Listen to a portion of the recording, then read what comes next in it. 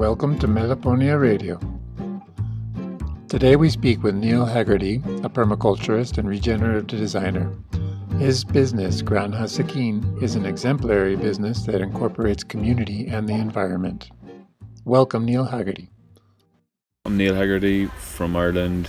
I have a Master's in Sustainable Development, and I run I've worked in permaculture in Guatemala for the last 6 years, and I've been running this permaculture farm here. We talked to Neal about the idea many visitors have of helping local people and the difference between that and respecting them as equals and learning from them. Yeah, so I think partnering with local people is it's an alternative to this idea around coming here to help local people. I think focusing on the things that we have in common, which is most things actually, and the need. We all have a need to have a vibrant, healthy ecosystem, economy and community, sort of in that order actually, because it's out of a healthy ecosystem that those other things emerge, healthy economies and communities. So I think we need to work on breaking down barriers between ourselves and the community and entering into real partnerships, and an example for us would be our coffee processing initiative here. We see coffee as a promising form of agroforestry and a way that people can keep their land under trees and a diverse collection of trees and have a cash crop at the same time, being coffee. And our model here is to buy coffee from the local people at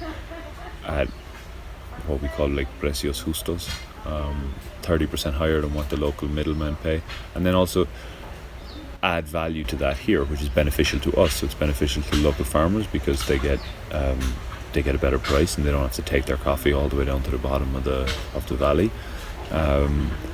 And also we give those farmers support trees and the labour to plant them through our volunteer program in at the start of rainy season. And then what we get out of it is really high quality coffee that we can add value to, and and sell here in our farm to table cafe. And what the ecosystem gets is all that biomass stays in this watershed. It doesn't get exported out to another place where all those byproducts are left sitting here.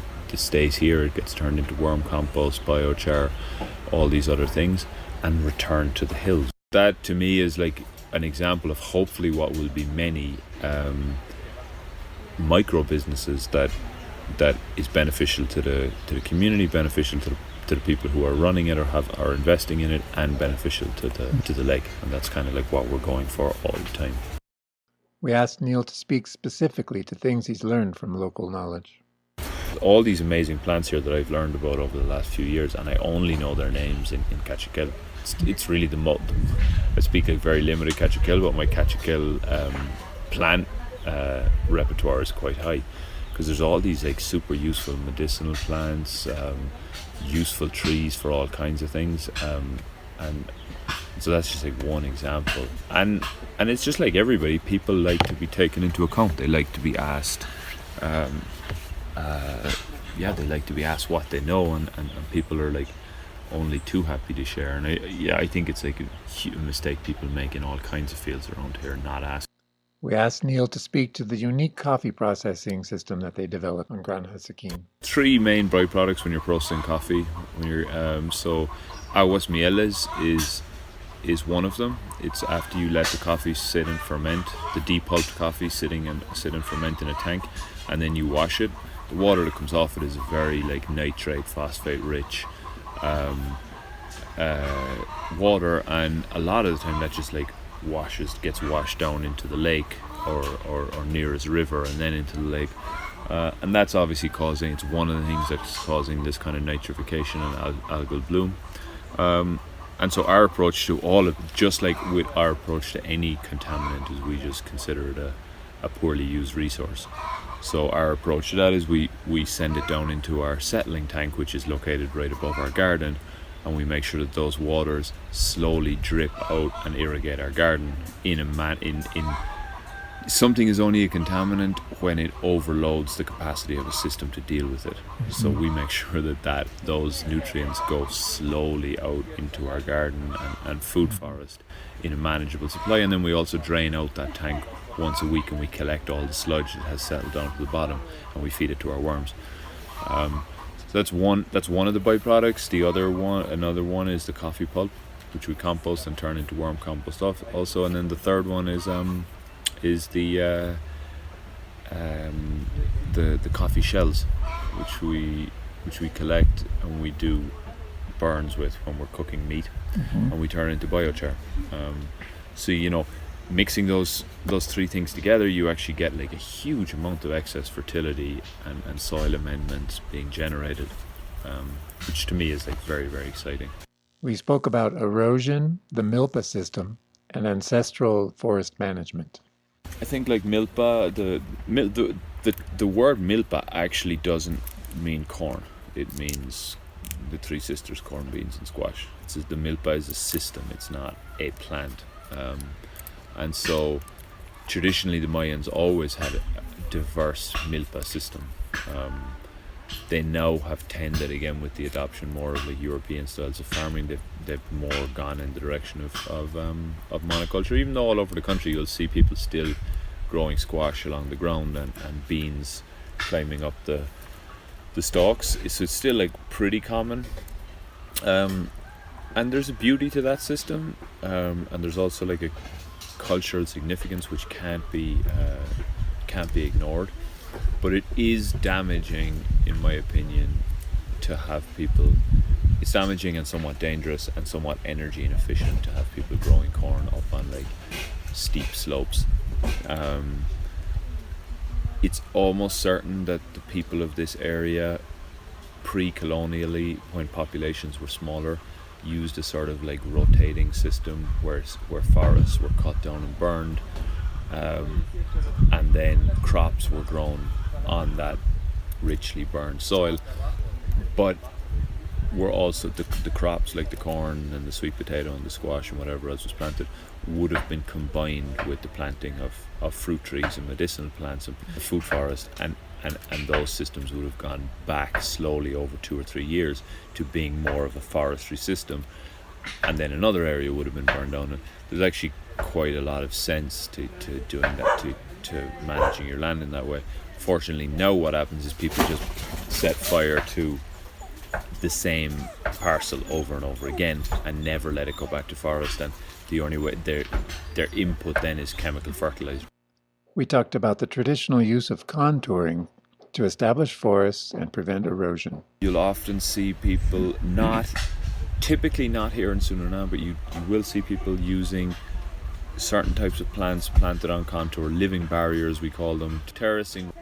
There's all kinds of techniques. There's no one catch-all technique. Terracing can be a great option if the land isn't too steep or rocky. Where the land is steeper, belts of trees and grasses on contour, like Tz'ikin. There's all these sort of ones that fill similar purposes to vetiver, but are maybe more appropriate to this landscape. And I think the combining of milpa systems with useful trees, so that you use this sort of successional model of, we're going to turn this area more into a sort of a food/energy forest, regenerates. There's nothing wrong with getting 3 or 4 harvests of corn out of that. That to me is a more practical approach. We talked about the possibility of the diverse forest ecosystems in Central America being the result of ancient forest management practices. And in the Amazon in particular, deep black soils, which could only have been the result of doing controlled burns and charring the material down. Because there was again that realization that farming tropical soils is very tricky, it's very complicated, and if you're going to do it, you need to employ techniques where carbon gets held in the soil and doesn't get so for sure there's an accumulating amount of evidence now pointing to the fact that the Amazon and major huge parts of Central America were highly managed ecosystems, and that's the thing that gives us hope in a way, is that for being managed ecosystems, they were more diverse and productive than what like conservationists often call like virgin ecosystems. And so a lot of what we're trying to get across to people as sort of permaculture teachers and practitioners is that ecosystems that are interacted with by humans in a thoughtful way are more diverse and productive than these kind of like sort of virgin ecosystems. And so that's what we're hoping to do here, in a sense, is to me, part of our mission here is to become indigenous to this part of the world. And that means becoming, in my mind, that just means it really has nothing. Race, in my mind, is actually a completely it's a cultural invention. It has no real basis in reality. But to me, the word indigenous sort of summons up an image of being like deeply connected to the land and the plants and the climate, in a way that allows that sort of interaction with it. And so for me, a lot of what we're trying to do here is, going back to the original thing about like partnering with the locals, we're partnering with the locals so that we can share what the knowledge that we have, and they can share the knowledge that they have, and we can actually hopefully work together to make this happen, because a lot of their knowledge systems and practices have been lost, but a lot of them haven't. And we, as kind of permaculturalists and environmentalists, are coming in with knowledge about maybe new techniques like solar energy and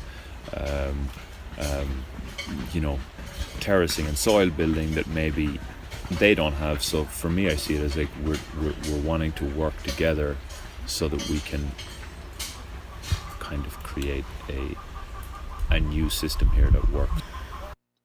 Being a fellow tree enthusiast, can you talk about your favorite tree species here on the lake? I mean, there's so many here. First of all, it's like, you have to remember we're in one of the most biodiverse places in the world here. And so there's so many different useful trees and plants. You know, I'm very interested, because we're involved in coffee and all the rest of it. I love looking at support species for coffee, because coffee is a shade-loving understory. Yes, and it gives people an excuse to plant trees. So I'm very interested in the trees that stay green here all year. I think that's very important. Trees that drop lots of leaves, stay green. That means that they're able to, like, obviously trap some of the fast flowing moisture that's passing off the lake and settling a couple of 100 meters above us in the cloud forest area. Trees that can fix nitrogen, provide good building material. So I really like the native ones. There's a whole group of native legumes, such, darai, wachipilin, that are really beautiful looking. Wachipilin in particular catches my eye because once it matures, it gives an edible mushroom, as well as fixing nitrogen and giving. These trees give a particularly useful type of shade. It's a kind of a filtered shade, which is very and just very enjoyable to be under. They're hardwoods, even though they're not straight posts. So those are all. That's a beautiful class of tree. The cushin, or the ice cream bean, is native to the Americas, and that's also an amazing tree. It's very, very nitrogen fixing, very, very useful wood, gives a lovely fruit. So you're always looking for trees that have like these. All trees do, but you're always looking for species that are like multifunctional. I really like the criollo avocados are amazing here. Again, so useful wood, delicious. They need to be replanted because a lot of the older, most delicious varieties are dying out. Be replanted and valued, and all over the country, people only want to plant monocultures of Hass avocado. And again, they're super useful as a shade crop for coffee. The jocote, of course, everyone who lives here knows about the jocote. Doesn't stay green all year, but is still like very useful in all kinds of other ways. It's a great cash crop for one. The sapote and huerto is another really amazing fruit tree that again produces lots of leaf litter and great wood. And so there's, and really I could go on all day. There's There's lots of useful understory crops like grasses, like sacatón for preventing erosion, palo de agua that can be planted on contour and hold soil in place, and that's a very energy efficient strategy. So yeah, the sky's the limit, and it's about, for me, like thinking carefully about how we can combine these species and come up with like strategies with the local community, with maybe volunteers or donors and different groups of people who have this vested interest in. So it's for me, it's really about like, how do we, permaculture is all about trying to find like symbiotic relationships and getting things to work together. How do we find like symbiotic relationships with plants and communities and initiatives to make these things happen? We talked about life systems and the idea of slowing down water. Yeah, it's a huge topic. It's, in a way, that's like it kind of goes to the heart of what sort of people who work in permaculture or agroecology or whatever you want to call it are typically concerned with. It's this realization that, in a sense, the primary function of all biological life is to slow down the flow of water. You might say all energy, but it's easier to understand it in terms of water. Forests, another way of looking at a forest is to look at a green ocean. When you see all that canopy, all that green canopy, what you're really seeing is hundreds and thousands of liters of water being held up in the leaves. And that's water that otherwise isn't interacting with anything. When water is flowing fast, it doesn't get a chance to interact with anything, and therefore doesn't get a chance to bring more types of life into being. Whereas when it's held in these biological storages, particularly of trees and grasses, it gets to interact with a multitude of other life, and so bring more life into existence and nurture more types of life. And so that's what we're trying to just do over and over again. You see it all over the place in this farm.